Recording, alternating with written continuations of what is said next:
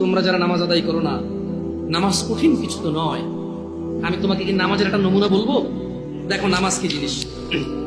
আল্লাহু আকবার বললে, তুমি সানা পড়লে, আউযু বিল্লাহ পড়লে, বিসমিল্লাহ পড়লে, আলহামদুলিল্লাহি রাব্বিল আলামিন মানে সূরা ফাতিহা পড়লে, সঙ্গে যে কোনো একটা সূরা হইলেই হলো, সঙ্গে যে কোনো সূরার বড় একটা আয়াত হইলে হইলো, অথবা ছোট ছোট তিনটা আয়াত হলে চলবে। আমি কি তোমাকে ছোট তিনটা আয়াত পড়ে শোনাবো?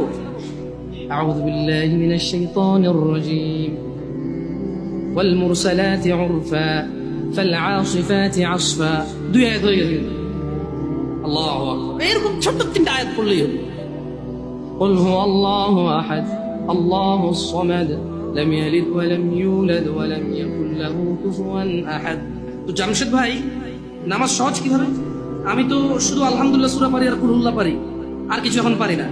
তো ঠিক আছে, তুমি প্রথম রাকাতে আলহামদুলিল্লাহ সূরা পড়ো, রুকুতে যাও। আচ্ছা, প্রথম রাকাতের রুকুতে সুবহান রাব্বিয়াল আযীম, সুবহান রাব্বিয়াল আযীম, সুবহান রাব্বিয়াল আযীম। দ্বিতীয় রাকাতের রুকুতে কি অন্য কিছু? সেম।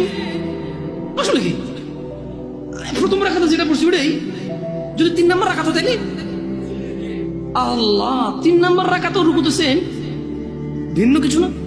এটা খুব কঠিন কিছু মনে হচ্ছে না, ঠিক না? একটা মুখস্থ করতে পারলেই হলো। আচ্ছা, চতুর্থ রাকাতের রুকুতে কি করবো? সেম। আরে না, এখানে অনেকে